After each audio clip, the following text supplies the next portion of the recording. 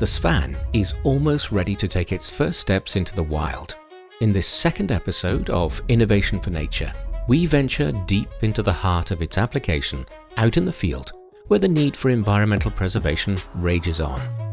We find ourselves near a lake in the upper Bavarian foothills near Munich in Germany, fully prepared to put these advanced technologies to the test.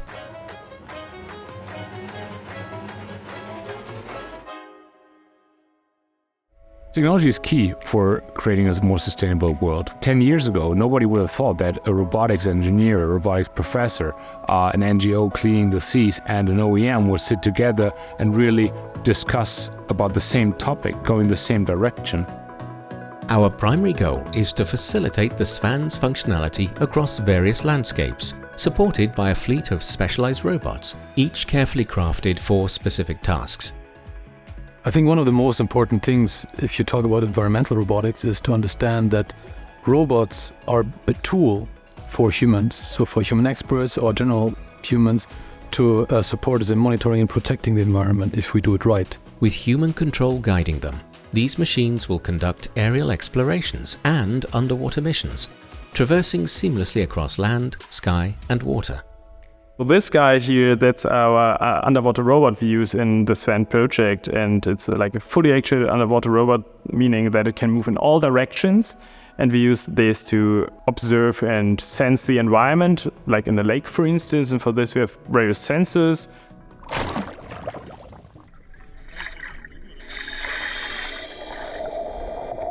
Robotics can surely help us because we are divers, we are humans, so we have limits. I cannot stay forever underwater. I have limits in depth. We have limits in underwater visibility, but also in obstructions and dangers underwater. So there are many topics I can address already where robotics could help us. Their exceptional precision is impressive and will be used to effectively address pressing environmental issues. These robotic agents are equipped with state-of-the-art sensors and advanced technology to collect essential data for environmental monitoring. Utilizing their precise electronic sensors, they can gather different types of data while uncovering crucial insights about our evolving planet. These robots are able to collect this data autonomously with the human in the loop overlooking what the robot does, and we can bring the relevant information about the environment with remote interaction directly to the environmental scientists' desks. Their capabilities include assessing air quality, identifying pollution origins, monitoring biodiversity, and tracking the impacts of climate change. The SVan and its fleet of robots demonstrate their potential not only in data collection, but also in waste management. The benefits of using robotics instead of a human is that it's more safe. Humans are just always in danger when there are natural influences. Okay, I talk about currents, I talk about waves, I talk about very bad visibility, depth for sure. We are, with our teams, we operate now till 60, 70 meter.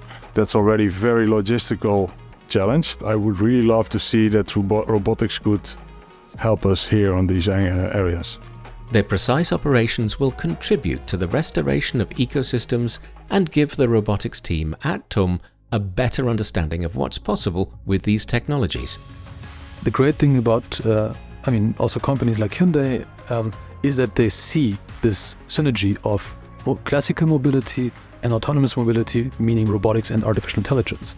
This groundbreaking synergy between the SVan and its specialized robots is a testament to how technology could be used in nature for the future.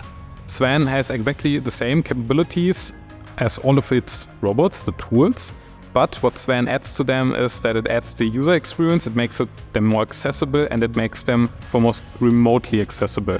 In its infancy, it redefines the boundaries of what is possible, proving that technology and the environment can indeed walk hand in hand.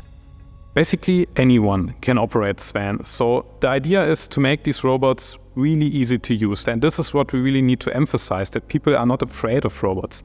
They need to see them as like an opportunity, as a tool to make their life easier, not harder. The SVan and its fleet of robots stand as a testament to our unwavering commitment to exploring the possibilities of tomorrow. Environmental protection, the circular economy, people, and innovation. These are the 4 pillars at the core of this project's mission.